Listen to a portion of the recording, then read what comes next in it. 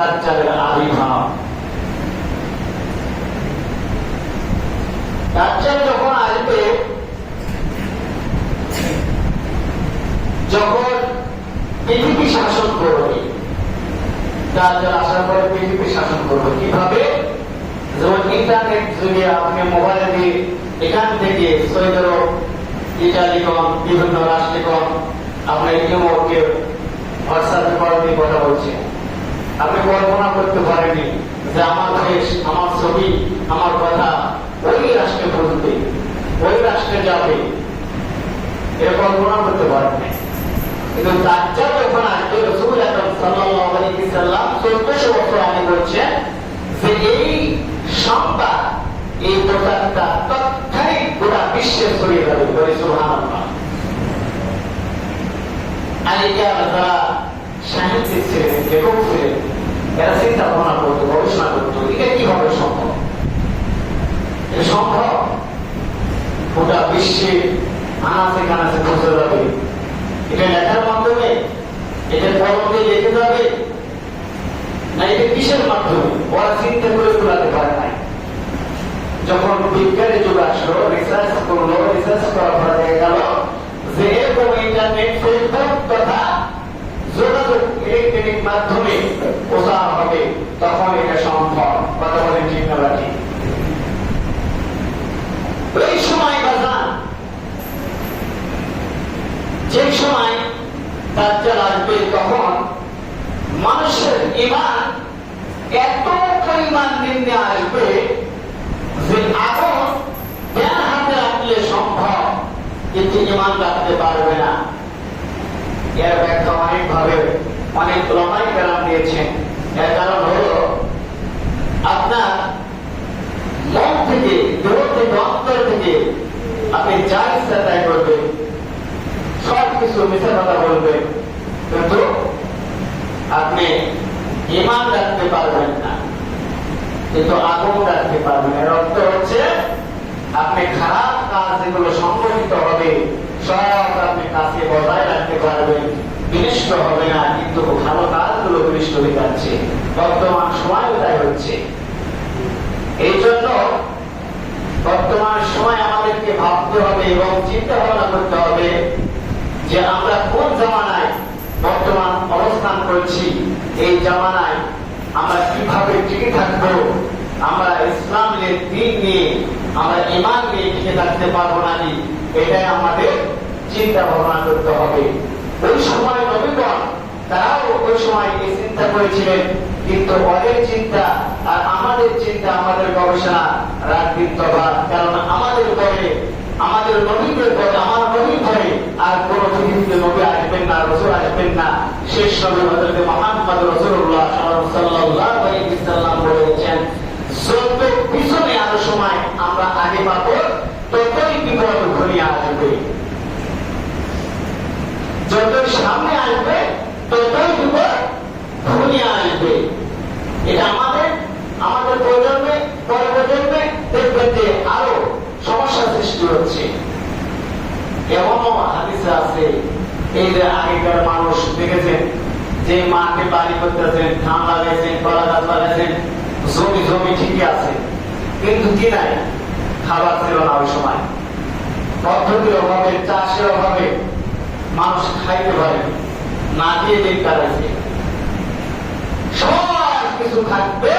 রাসূলুল্লাহ সাল্লাল্লাহু আলাইহি ওয়াসাল্লাম কিয়ামতের আলামতের মধ্যে একটি কথা বলেছে, মানুষ দুর্ভিক্ষের মধ্যে থাকবে, খাদ্যের অভাবে মানুষ না খেয়েও মারা যাবে। হয়তো আমার বিশ্বাস হচ্ছে না, আমরা অবলম্বন ধান পাচ্ছি, অনেক কিছু পাচ্ছি।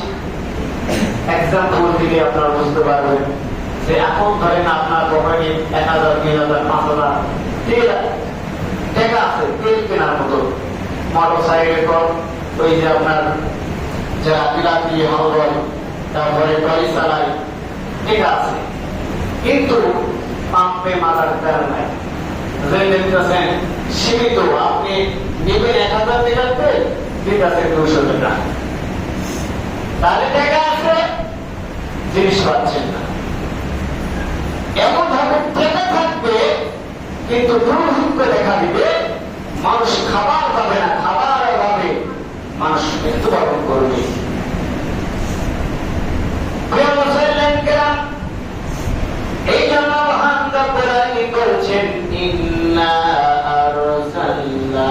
رسولا شهيدا عليكم كما أرسلنا إلى فرعون الرسول فعصى فرعون الرسول فأخذناه أخذا قبيلا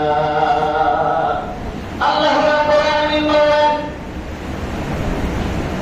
আমার বান্দা তোমাদেরকে বারবার স্মরণ করে দিয়েছি ওই সকল নবীদের কথা যেগুলো নবী এসেছিল দিনের দাওয়াত দিয়েছিল দিন কায়েমের জন্য দুনিয়াতে তারা জিহাদ করেছিল চলেছিল কিন্তু তারা অস্বীকার করেছিল তাদেরকে আমি শাস্তি দিয়েছিলাম কিন্তু একটা আল্লাহ রাব্বুল আলামিন বলেন মুসার সময় আমি ফেরাউনের কাছে আমি নবী পাঠিয়েছিলাম রাসূল পাঠিয়েছিলাম কিন্তু সেই ফেরাউন ওই রাসূলকে অমান্য করেছিল ফলে আমি আল্লাহ তাকে শাস্তি দিয়েছি ফেরাউনকে অমান্য করার কারণে ফেরাউন এমন মুসাফির কিন্তু হয়েছে কিন্তু আল্লাহ যখন বললেন মুসারে তার কাছে দাওয়াত নিয়ে যাও দাওয়াত নিয়ে যে মুসা যখন তার কাছে আবদার করলেন আর আল্লাহ রাব্বুল আলামিন আয়াত নাযিল করে বললেন আপনি টেনশন করবেন না চিন্তা করবেন না আমি ওই ফেরাউনকে ধরিয়ে মেরেছিলাম বলে সুবহানাল্লাহ কেন সেই ফেরাউন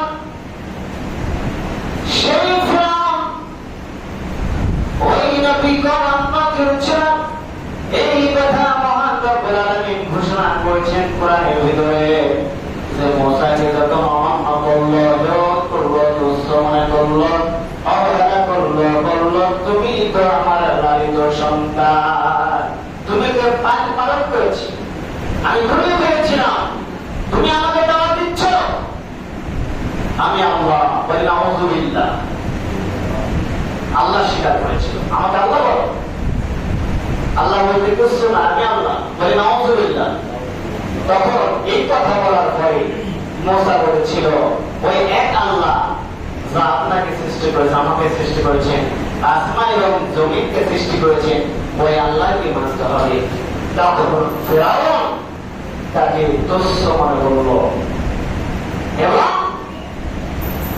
ওই মহল থেকে তাকে তাড়িয়ে দিলেন এক পর্যায়ে আল্লাহ রাব্বুল আলামিন নীল সাগরের ভিতরে ডুবিয়ে চুপিয়ে মেরে দিলেন এই কথায় আল্লাহ তাআলা বলেছেন দুনিয়ার জমিতে যত জাতি মারবে যত কাফের আসবে অত্যাচারিত হবে আমি আল্লাহ তাদেরকে ওই কাফেরের মতন করে তোমাদেরকে সুফরে এই দুনিয়াতে শাস্তি নির্ধারণ করব যদি অমান্য করো এই জন্য মহান রব্বুল আলামিন ওই কাফেরদের কথা স্মরণ করে আয়াতে বলেছেন পৃথিবীতে যত মানুষ আসবে এই মানুষরা যদি ঈমান বজায় রাখার জন্য চিন্তা করে ঈমানকে যদি সঠিক রাখতে চায় তো মনকে যদি ভালো রাখতে চায় আল্লাহর পছন্দনীয় বলে তো মানুষ হতে চাই তাহলে মানুষের উপকারে মানুষেরা যেন উপকার করে বলি সুবহানাল্লাহ মানুষ যেন মানুষের উপকার করে ক্ষতি যাতে না করে কিন্তু এখন বর্তমান দেখা যায় বর্তমান সময়ে ক্ষতির দিকটাই 3 গুণের 2 গুণ 1 গুণ কি উপকার 2 গুণই ক্ষতি করে মানুষ কিভাবে ক্ষতি করছে আল্লাহ তাআলা তো বলছেন ইন্নাল ইনসানা লাফি খুসর মানুষ নিশ্চয় ক্ষতিগ্রস্তের মধ্যে রয়েছে এই কথা তো ভুল করেছে না কিন্তু মানুষরা ক্ষতি করে কিভাবে ভালো কাজে অনুসন্ধান একটা মানুষ চাইছে এখন ওই মানুষ ভালো কাজের অনুসন্ধান না দিয়ে খারাপ কাজের অনুসন্ধান দিচ্ছে যে একটা মানুষ প্রতিযোগিতায় ভালো কাজ করবে দেখা যাচ্ছে এখানে একটা মসজিদ হচ্ছে মোটামুটি গান খাইয়ে তোলা লাগবে না ওটা করে লাভ নাই তার থেকে পায়মারি করলে ভালো হয় সপ্তাহে একদিন যাওয়া লাগে না করলেও সরি এমন মন্তব্য। ভালো কাজে উৎসাহিত কম বর্তমান সময়, খারাপ কাজের দিকে দেখা যাচ্ছে যাত্রা প্যান্ডেল বানাইয়ে মন ঘনাইছেন, খালি যদি বলা হয় এই কয়েক টাকা শর্ট করেছে আমার একটু দিয়ে দেন, যাতে আছে বগল থেকে দিয়ে একবারে যাত্রা প্যান্ট একবারে এতই ডিজাইন করবে তার তুলনা হয় না। এটাই বর্তমান সময়। মানুষ চিন্তা করছে নামাজ যেখানে ইবাদত হবে, দাসত্ব করবো, ভালো কাজ করবো, সেখানে আগ্রহী কম। এই জন্য মন্দ কাজের থেকে মানুষ বেশি সঠিক কাজ থেকে, যেমন এক্সাম্পল দিয়ে আরো বুঝতে পারেন, এই রাস্তা দিয়ে আসছেন, হঠাৎ করে দেখা গেছে একটা বস্তার মধ্যে তথা একটা ব্যাগের মধ্যে টাকা তোলা হয়ে আছে, হঠাৎ আপনি পেয়েছেন। এখন পাওয়ার পরে দেখতেছেন এতগুলো টাকা, কেউ আসে নাকি আশেপাশে, আপনি যদি ভূমিকা দেবেন কেউ নাই, আপনি কিন্তু রাখতে যদি ইমান যদি হয়, পরকালের ভয় থাকে, তাহলে সে এসে বলবে এই টাকা পাওয়া গেছে, এমন টাকা কেউ প্রমাণ দিতে পারলে এই টাকা তাকে ফেরত দেওয়া হবে। কিন্তু এই কাজ থেকে ওই কাজের লোক বেশি কি করবে, টাকাটা সরিয়ে দিবে, ফেরত দিবে না। মসজিদে আসছেন, এমন লোক দেখেছি, আমি ঢাকায় নামাজ পড়তে গেছিলাম, আপনাদের